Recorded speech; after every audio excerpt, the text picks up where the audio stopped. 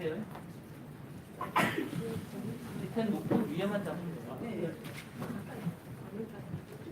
조금 내리세요. 네, 가까이 있어요. 됐어. 그 상태로 계세요. 얼굴 안 나와요. 네, 이현주 국회의원입니다.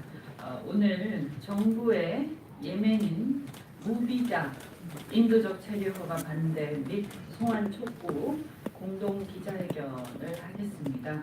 오늘 기자회견은 난민대책 국민행동에서 주관을 하고요.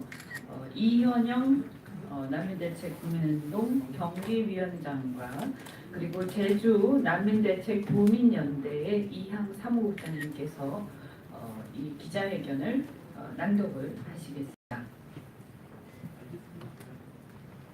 네, 난민대책 국민행동 경기위원장 이현영입니다. 정부는 지난달 14일 제주에 무사증 입국해 집단 난민 신청을 한 예멘인들 중 23명에 대해 인도적 체류를 허가했다. 인도적 체류란 난민은 아니지만 인도적 이유로 합법적 체류 자격을 부여하는 것을 말한다. 즉, 1차로 심사를 종료하고 인도적 체류가 결정된 23명의 예멘인들은 모두 난민이 아니라는 것이다. 이로써 예멘인들이 가짜 난민이라는 우리의 주장은 사실로 밝혀졌다. 그러나 이것은 국제법상 당연한 결과에 불과하다. 유엔 난민 협약과 난민법에 따르면 난민 사유는 인종, 종교, 국적, 특정 사회 집단의 구성원, 정치적 견해의 의견의 5가지인데 예멘 가짜 난민들은 난민 사유에 어디에도 포함되지 않기 때문이다. 정부에서는 예멘인들이 전쟁을 피해 국내에 왔다고 이들을 옹호하고 6.25 전쟁 당시 피난민과 비교하여 우리도 난민이었다고 하나 이는 사실을 호도한 것에 불과하다. 참전 용사들과 국민들은 예멘인들처럼 징병을 피해 해외로 도망간 것이 아니라 북한의 침략에 맞서 자유를 지키기 위해 결연히 싸웠으며 전쟁의 참상 속에 50만이 넘는 국민이 사망하였다는 것이 역사적 근거이다. 또한 전쟁 피난과 경제적 이주민은 유엔 난민 협약상 난민이 아니며 징병을 단순히 기피한 자 역시 난민 지위에서 배제되는 것은 국제법상 이미 확립된 원칙이다. 이처럼 국제법상 보호해야 하는 난민의 개념을 정확히 설명하고 가짜 난민을 준별하여 송환 조치해야 할 정부가 마치 난민이 전쟁이나 가난으로 다른 나라에 피난을 한 사람인 것처럼 국민들에게 그를 설명하고 예멘인들을 6.25 전쟁 당시 국민들과 동일한 것처럼 오도하였다. 정부는 이에 대해 참전 용사들과 전쟁의 희생자 및 국민들에게 사과하는 것이 올바른 도리일 것이다. 이뿐만이 아니다. 언론에서 예멘인 23명에 대한 인도적 체류 결정에 대해 사실상 가짜 난민으로 판정이라는 기사를 송고하자 정부는 예멘인들을 두둔하고 나섰다. 인도적 체류 결정은 난민이 아닌 자에 대해 내려지는 난민 불인정 결정의 일종이고 난민 불인정 결정사의 인도적 취지를 명시할 뿐이다. 그렇다면 난민이 아니라 가짜 난민임이 사실인데도 정부는 추가 보도 자료를 내며 예멘인들에게 난민에 준하는 보호를 해야 한다며 이를 옹호하고 나선 것이다. 그렇다면 우리는 아직 결정이 되지 않은 나머지 예멘인 461명에 대해 어떻게 처리할 것인지 정부에 묻는다. 백보 양보하여 미성년자, 임산부 등의 이유로 인도적 체류를 허가한 23명을 수용하더라도 나머지에 대해 난민이 아니므로 단호히 송환 결정을 내릴 수 있는지를 국민의 이름으로 묻는다. 정부는 이달 중순경 나머지 예멘인들에 대한 심사 결과를 발표할 것이라고 하였다. 이에 우리는 대한민국 국민의 이름으로 예멘 가짜 난민인들을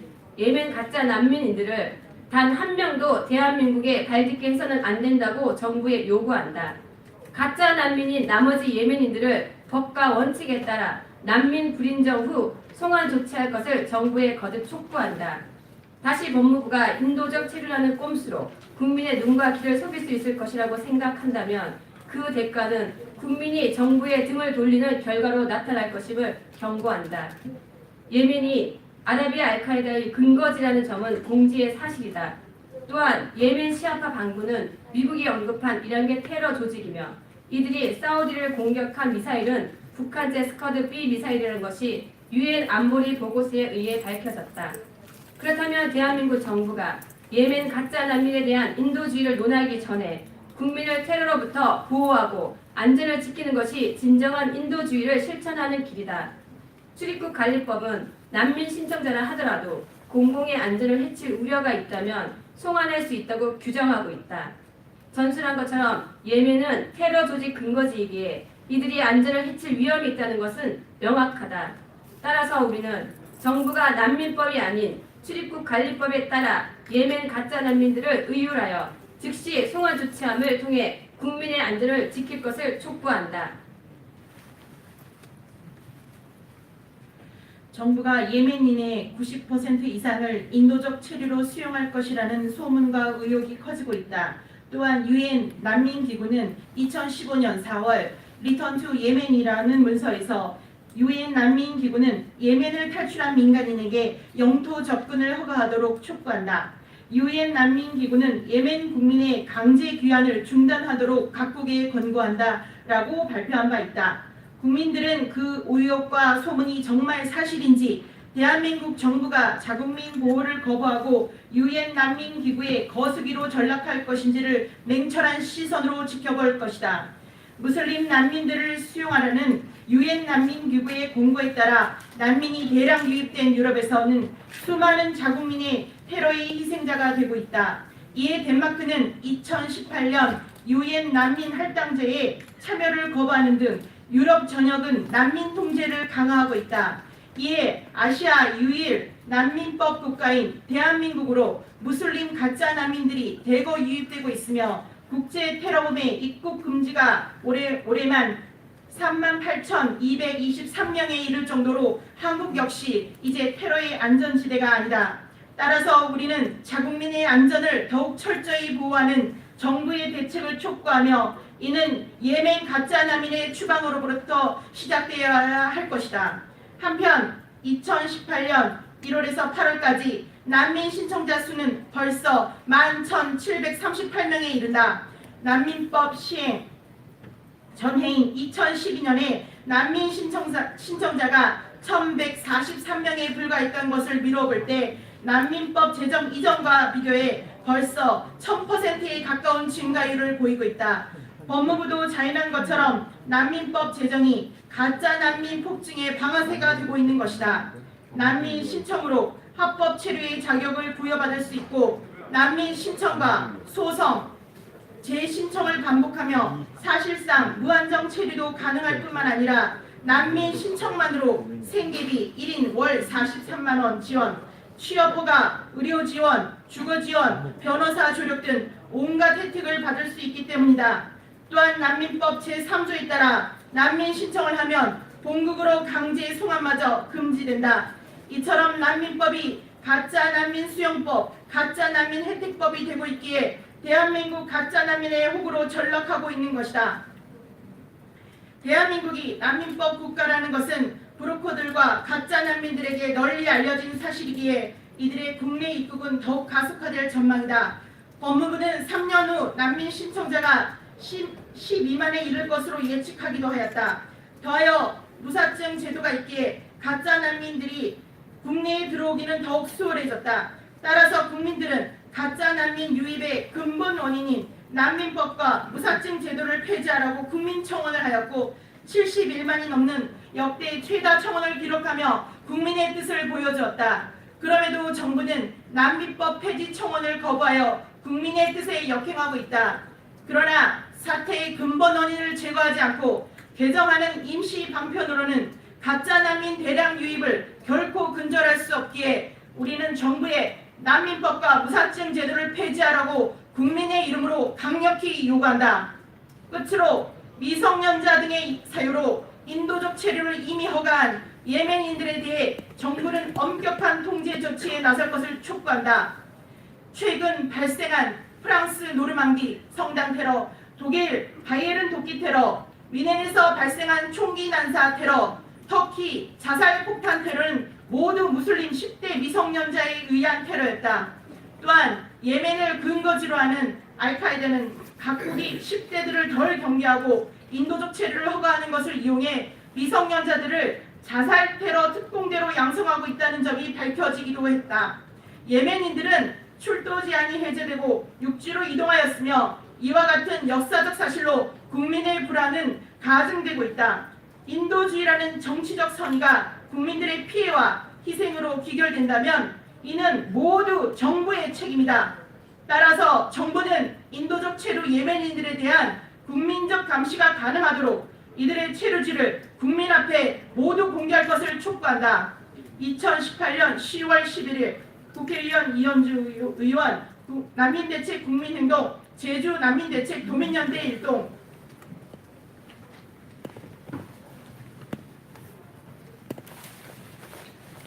네, 제가 안내해드린 것처럼 난민대책 국민행동 이현영 경기위원장과 제주 난민대책 도민연대 이항 사무국장께서 낭독을 하셨습니다. 저는 국회의원으로서 대한민국 국적의 국민들이 선출한 그리고 그 대외 국인들이 함께 선출한 국회의원입니다. 그래서 국민이 먼저라고 생각을 합니다. 그래서 국민들의 뜻을 대변하는 것이 먼저라고 생각하고 어떤 국회의원의 신분을 떠나서 개인적인 본인의 어떤 이상과 이 온정주의에 매몰되어서 이를 냉철하지 못하게 처리하는 것은 매우 위험한 일이다. 그리고 장래에 대한민국에 굉장히 큰 비극을 가지고 올 수도 있다라고 생각을 합니다. 현재 이 기자회견에서도 이분들이 말씀하신 것처럼 많은 유럽과 선진국들이 이 난민 문제를 잘못 처리했기 때문에 30년 전에 이 문제를 온정주의적으로 처리하는 바람에 지금 현재는 그 나라에서 굉장히 큰 어려움이 벌어지고 있고 국민적 갈등과 또 여러 가지 지나친 어떤 복지 혜택이라든지 여러 가지 문제 때문에 상당히 이 문제가 큰 정치적 이슈가 되어 있는 것이 현실입니다.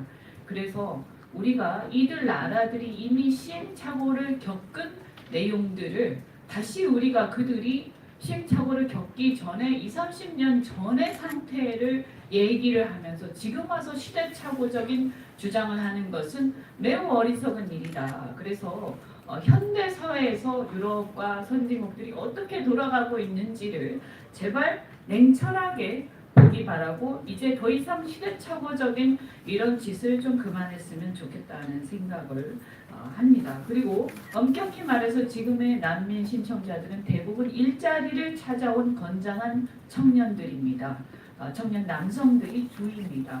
그래서 이 문제는 또한 국내 일자리 문제가 굉장히 심각한 이 상황에서 다른 일자리까지 우리가 난민이라는 제도를 통해서 일자리 시장을 이렇게 형해화하는 것을 왜곡시키는 것을 그냥 묵과해서는 안 된다고 생각을 합니다.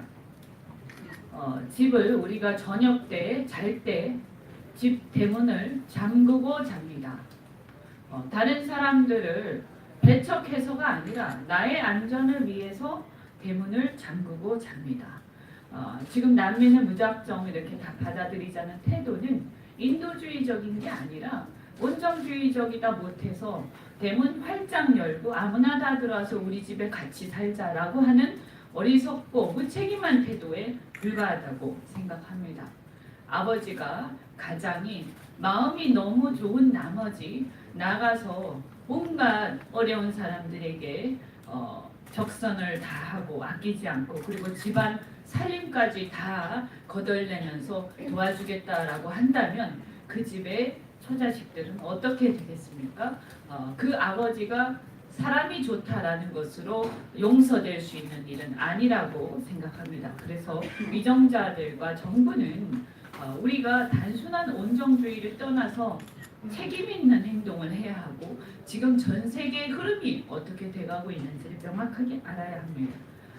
진정한 난민 보호를 지금 이슬람 국가들이 많이 어려운 것이 사실인데 이렇게 복잡하고 어려운 국가들이 이 난민들이 이렇게 쏟아지는 상황들에 대해서 이 진정하게 난민을 보호하는 것이 우리나라에 일자리를 찾아서 들어온 몇몇 사람들을 난민으로 받아준다고 해서 그것이 진정하게 그들을 보호하는 것인지에 대해서도 한번 곰곰이 생각해 봐야 할 것입니다. 진정하게 그 나라를 도와주는 일이 무엇인지, 그렇게 해서 우리나라가 할 역할이 국제사회에서 무엇인지를 근본적으로 생각해야지 원정주의적으로 몇 명을 난민으로 받아서 일자리 시장을 왜곡시키고 복잡하게 만드는 것이 해결책은 결코 아니라고 생각합니다. 냉철하고 책임 있는 우리 정치권과 정부의 자세를 강력하게 촉구를 합니다. 오늘 오신 분들 기자회견 하신 내용들 우리 기자님들께서 좀 잘 보시고 대한민국의 20년, 30년 후에 우리 아이들이 살아갈 대한민국을 위해서 우리가 책임 있는 자세로 임해야하는 다시 한번 부탁드립니다. 고맙습니다.